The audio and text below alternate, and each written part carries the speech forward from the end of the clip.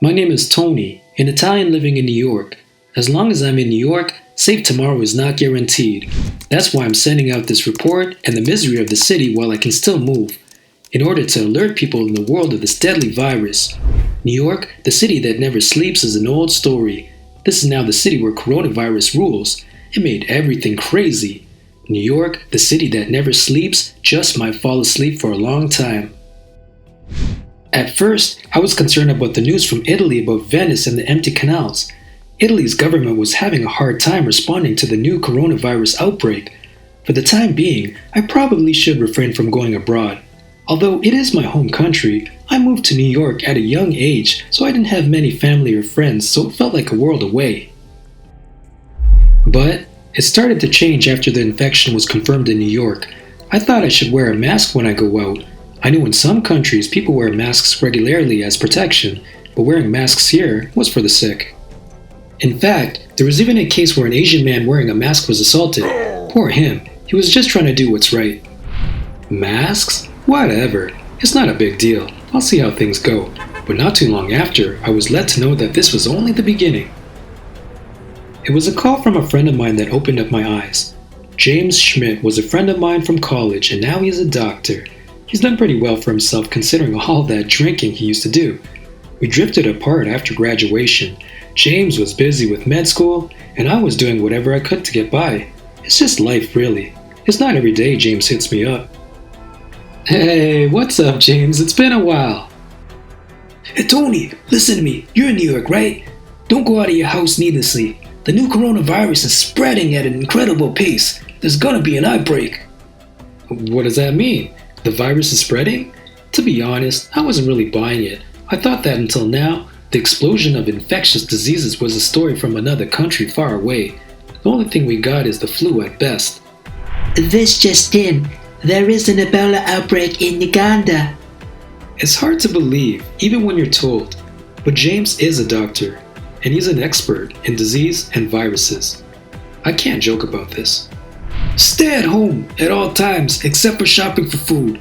Stock up on food so you can reduce the number of outings. I followed James's advice. I stored up food and I went out less. That's a lot of money and investment at first. At this point, everyone was taking the pandemic pretty light. But that one day came. Finally, hell's door began to open. The city of New York announced a state of emergency. More and more infected people showed up. The number of people infected with corona increased rapidly in New York.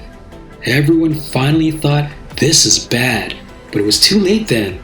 We took various measures such as signs all over the city, travel ban, restrictions, but the effect was minimal. Before we knew it, 100,000 were infected and 3,000 were dead.